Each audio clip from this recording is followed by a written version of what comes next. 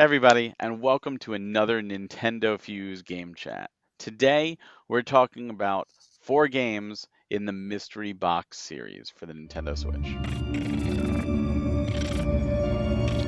So today, I am joined by Greg, and we are going to be talking about four games that are all part of the Mystery Box series that you can find on the Nintendo Switch. There's Mystery Box Hidden Secrets, Mystery Box Evolution, Mystery Box Escape the Room, and Mystery Box The Journey. Greg, what are your thoughts on these games?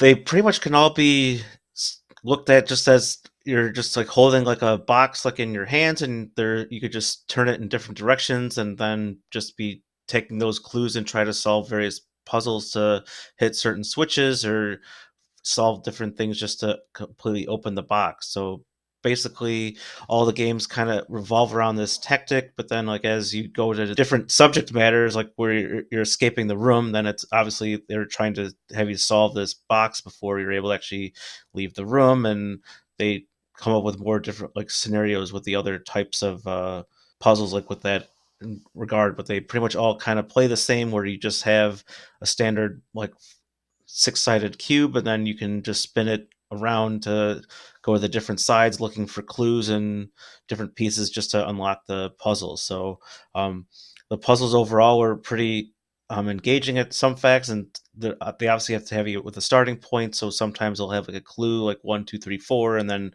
you have to like figure out like which where do you like insert like that code or something, and then that kind of leads into like, okay, now you can go to this side and then solve this, and then it gives you like a hint to solve the next part of it, and then it just kind of goes along until you solve the entire puzzle. So um, there's several different worlds in each one, where like easily hundreds of different puzzles to solve in each of these games, just varying on different levels of it. Always starts off a little bit on the easier side, and then it gets more advanced. So I don't know if there was any puzzles that stuck out to you, Barry, at all, but like there was definitely some pretty good ones in there, along with like a lot of ones that just were pretty simple to see. Yeah, there definitely were simple ones at the start, and I like how there's a hint button, but the hint button will only give you one hint. So if you don't understand the hint, like for some of the later puzzles, it doesn't help you because it's just like, do this. What do you mean? Do this. What do you mean? Um, I thought, like at first, I thought you would actually get to pick up the cube, but you really don't do anything with the top or the bottom. It's really just the four sides. And I was like, all right, so that limits it. uh, but as it went on, they started getting more and more complex, especially as you go up in the games. Like the first, like hidden secrets, you're dealing with those four sides. But like some of them down the road, like there's like little compartments in the corners, and like you have to zoom in and then like, get a little code in there, and like each side, instead of just having one singular puzzle, has multiple. Because some sides don't even have puzzles. Some sides just have hints to help you solve one of the other sides. And as it goes on, it gets crazier and crazier and crazier and more complex. And I think it's the journey.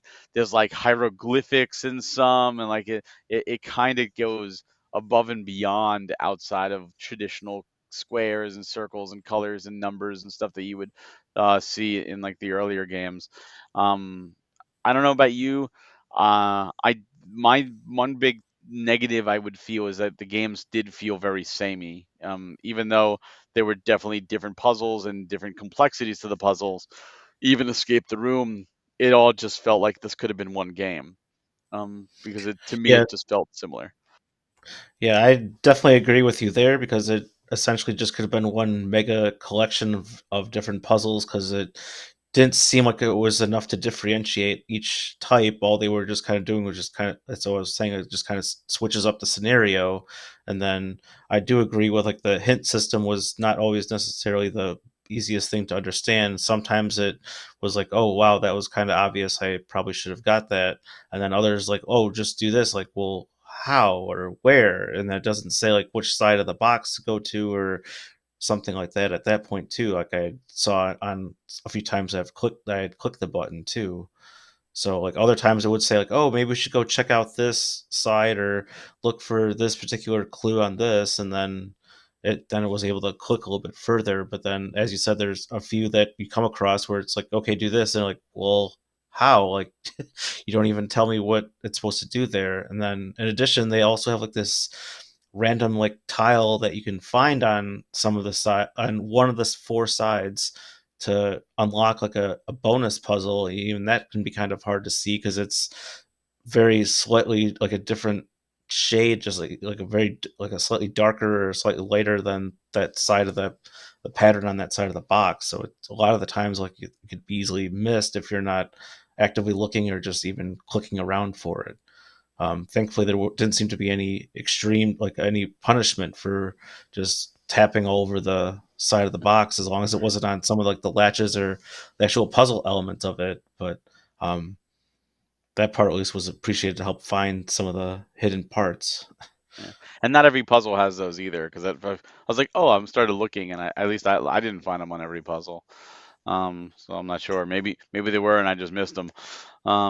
But one thing I will say, and maybe this is the fault of playing them back to back to back to back, because that's how I did it. I played Hidden Secrets, and then when I was like, all right, I played enough of this, let me move to Evolution, and then I moved to Escape the Room, and then the Journey. It was I felt like I'd done this already, and it was almost like they were running out of ideas because there's a lot of puzzles, and I feel like by the time I got to the journey, they were very complex, but I almost feel like they were repeating certain things, and it was this is the same puzzle, but with a different language or different symbols and stuff, but it's a similar. So I was like, it kind of took down my experience because, and I think it's probably because that's the way I played. But because they're so similar, because um, I feel like less is more almost in a sense. Like there's so many puzzles and there's so many solutions, and it's almost mind numbing. But at the same time, it's like how many times you see the same thing or you see something similar, or it's like, oh, this again, but now it's a different solution or it's a different format, or I have to get the solution a different way. And sometimes there's what I did appreciate, and I think it might have been Escape the Room, where certain sides that had a solution had multiple solutions, and you had to go back to that side multiple times, like hit like certain switches to do one thing on the puzzle, and then you get a different code, and you have to go back to that side and hit a different set of switches. I liked that because earlier on it's like, oh, once you finish the side, you finish the side. Now it brought you back. So there is some variations to it, but there is a lot, and it's both a blessing and a curse. Just because it can get overwhelming if you try and do what we did, which play the games back to back to back to back. So moderation is probably the best thing for this.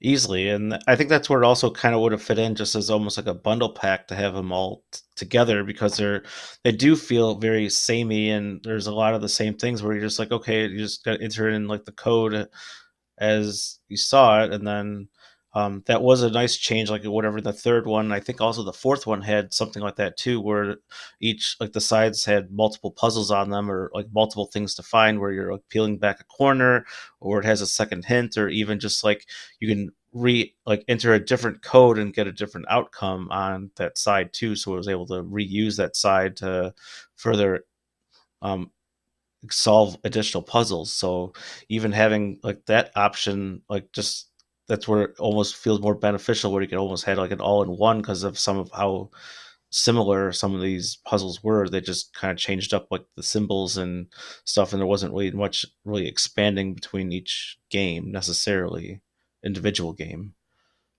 Yeah. So, if this sounds interesting to you, they're on Switch right now. All four games. They're 9.99 each. The first game, Hidden Secrets, right now is actually on sale, 20% off. It's 7.99. These all launched on the Switch between December to February. And I do want to do a quick thank you before I toss this to you, Greg, for the codes. These codes were provided by the publisher. So thank you very much for providing those. Greg, $10 each. Do you recommend wait for a sale? Not recommend? What do you think?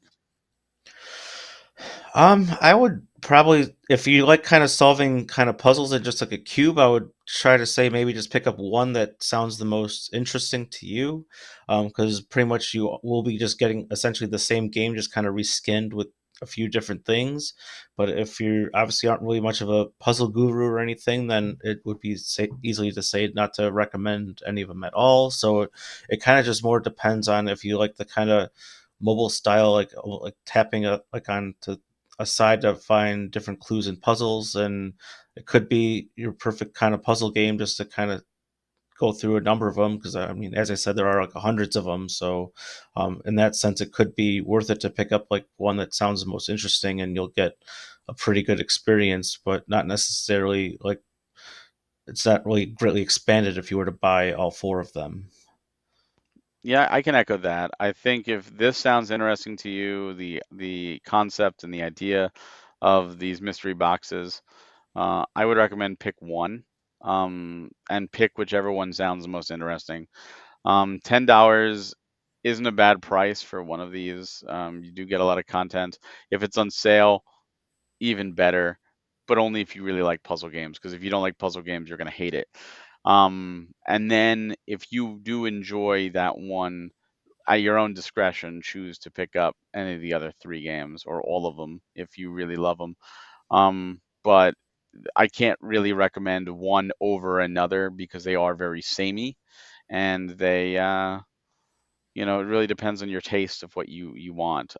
If you want a safe bet, I would say start with Hidden Secrets, just because I found those puzzles to be the easiest and least complex, and I felt as the games went on, they did get a little more complex. Any final thoughts, Greg? No, I was pretty much just about to echo that as well, like that you were just saying, like if you do want like the simplest experience, just go with Hidden Secrets, and if you do want something a little bit more advanced, then there's our other version, like the other three games to pick your fancy. But yeah, if you like kind of like point and click puzzle games, then could be your game of the year, or perhaps if you're just looking for something to help pass the time, then it still can be a good fit there on at a good bargain price as well too. Absolutely. Well, thank you everybody so much for watching, and thank you once again to the developers and the publishers for providing review codes for us. If you like this content and you want to see more game chats, please go to nintendofuse.com or check us out here on YouTube, youtube.com/nintendofuse, where not only can you see other game chats, you can see our industry talks and our bi-weekly podcasts. Greg, thank you so much for joining me today, and for everybody out there, have yourself a great day and take care. See you next time.